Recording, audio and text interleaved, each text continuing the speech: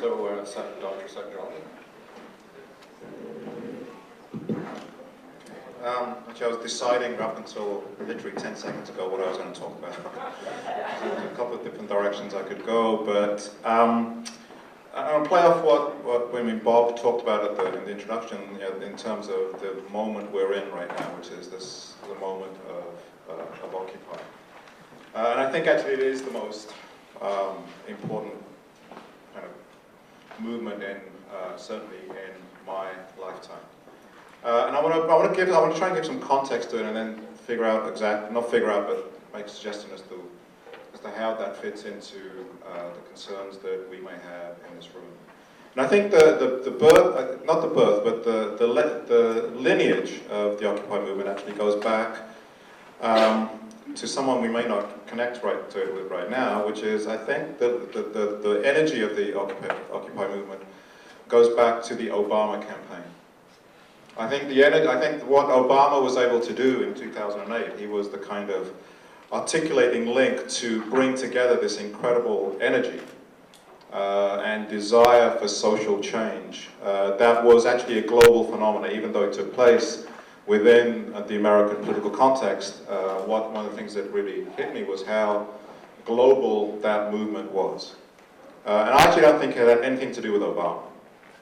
Obama was simply I'm not even sure if he was a catalyst, but he was simply the carrier for this.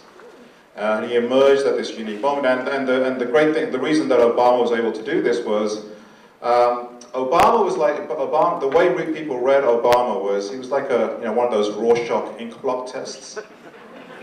You could read into him whatever you wanted. What was he? He was a civil rights activist. He was a socialist. He was a community activist. He was a mainstream Democrat. Whatever you wanted, that's what Obama was. And we didn't see the contradictions in that, and it didn't really matter. And that moment, the election moment on that day in 2008, the emotion, I think, was very, very real. When Jesse Jackson was crying in Hyde Park on that day. I was watching it. It was I was crying. Right? There was a palpable movement there.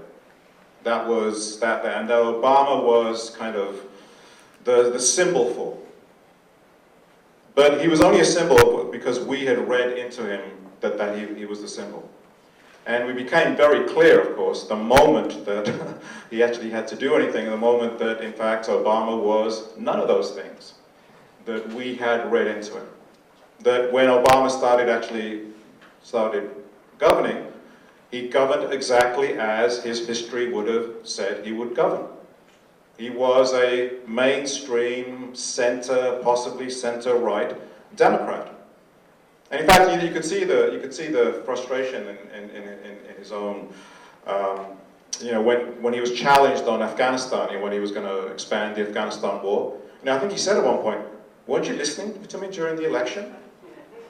This is what I said I would do." And actually, no, we weren't listening to him. Because if we'd actually listened, then he wouldn't have been what we needed at that moment. Which was a kind of lightning rod for this movement that was developing. In that sense, and I think what we had in 2008 was I'll go back in time a little bit. I think there was a prehistory in American history. I think we had what I would call an FDR moment, which was the energy around the New Deal, which was the energy of Franklin Roosevelt and what he stood at. If any of you have seen the film, Michael Moore's film, Capitalism: A Love Story, which I actually think is Michael Moore's best film. There is one moment in there that actually sends chills down my spine, which is actually he has a clip from President Roosevelt. It was his last. He was close to death. It was in 1945, and it was his State of the Union address, which he gave on radio because he wasn't well enough to really be on television. But then he pulled the cameras back and said, "I want you to film me doing this part of the address." And what he proposed was a second Bill of Rights, a second American Bill of Rights. And the second Bill of Rights would have guaranteed universal healthcare, would have guaranteed housing, would have guaranteed employment, would have guaranteed all those things that actually Europe ended up getting in its social welfare state. But and he wanted to build that into the Constitution. And if he had been able to follow through on that, America would have been a very, very different society. He didn't live long enough to be able to head that through. But that was when I heard that. I mean, that was the potential of what could have happened in America. And again, what that always reminds me is that American history is not some simple history. American history is a history of struggle.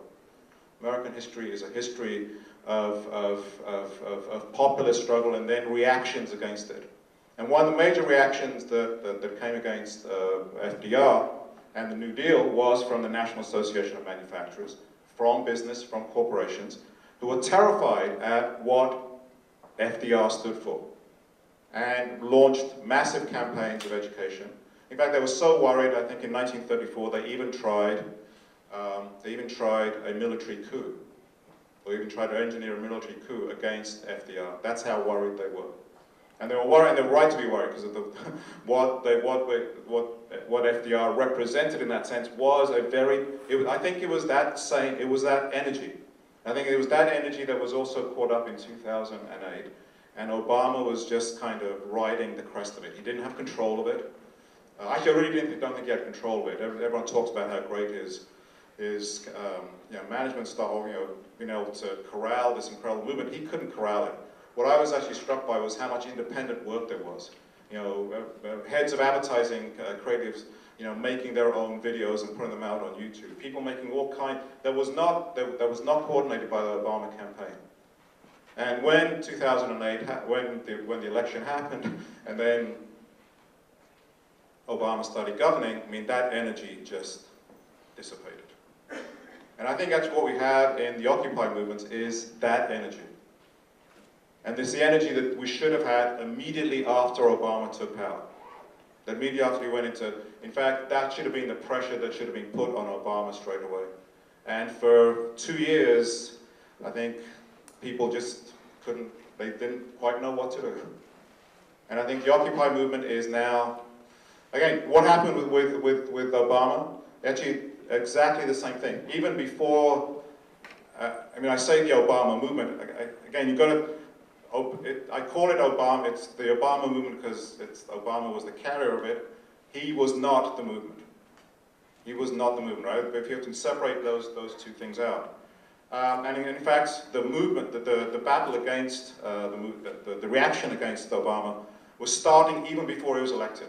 And so right-wing foundations like Americans for Prosperity, which is a foundation that was funded by the Kochs, I mean, they started the anti-healthcare movement even before the election was held.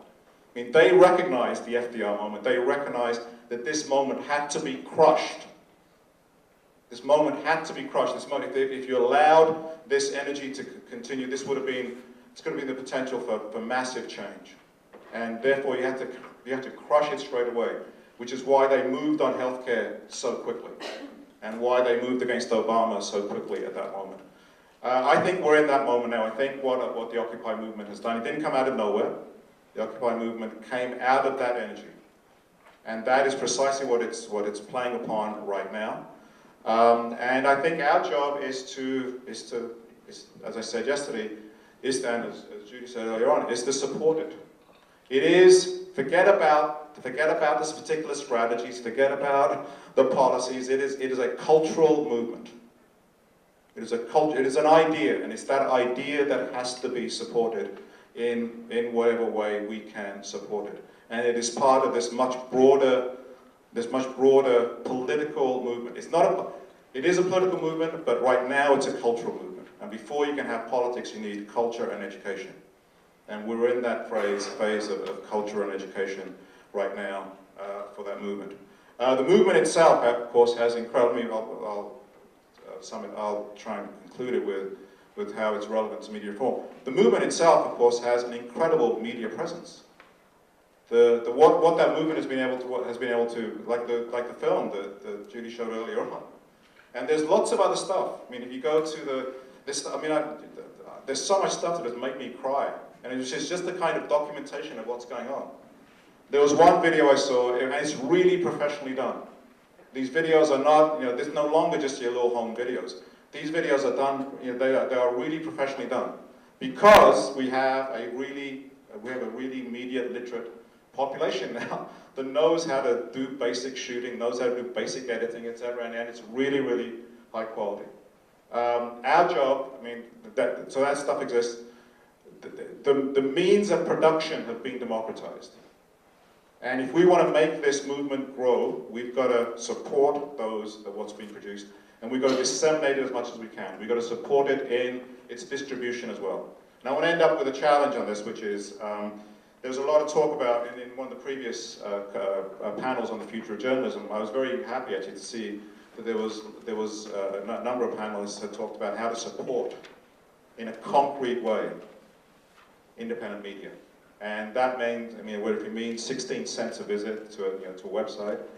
But that's actually, I think, what we have to do. That's the future of media reform. It's to pick up on that energy, and then to ensure that the spaces for public voices, the potential for public voices are expanded. And that is true in Canada.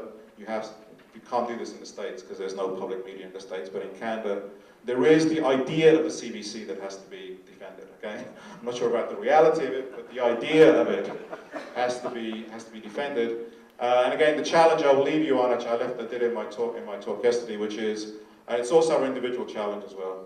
And my challenge to you is, you have to support independent media on a monthly basis as much as you support corporate media. That is, if you have the internet, you have cable, you have newspaper subscription, or whatever that is, you've got to match. Not everyone can, and some people may not even have cable, right? This is a relative thing. You've got to match that amount with support for independent media. If we do that, we will be in great shape.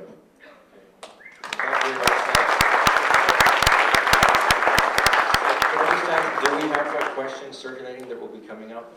Or if this is your last chance for this session, but even if you don't have time to deal with many questions today, the presenters are still here afterwards, and there's another set of sessions tomorrow, including a workshop about how to build the media democracy movement. So there's still plenty of opportunities, but there's still a chance to write down a question now if you wish.